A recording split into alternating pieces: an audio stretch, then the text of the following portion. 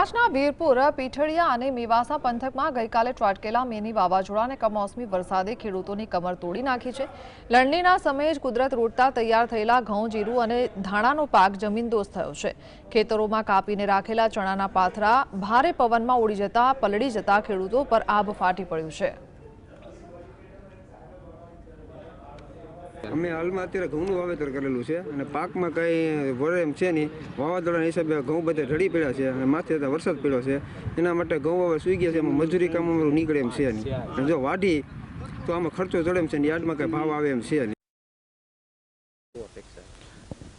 કાલે વરસાદને વાવાઝોડુંને હિસાબે જે અમારે ચણાનો પાક હતો અને વાઢેલા પાથરા પડ્યા હતા, તો વાવાઝોડું ને વરસાદ સાથે હોવાથી પાથરા બધા ઉડાડીને અને બીજાના ખેતરમાં નાખી દીધા અને પાથરા વરસાદના હિસાબે હાવ પોહી ગયા છે। ચણા એમ માનો ને કે કોટા કાઢી ગયા। હવે જે અમે યાર્ડમાં નથી નાખી શકીએ એમ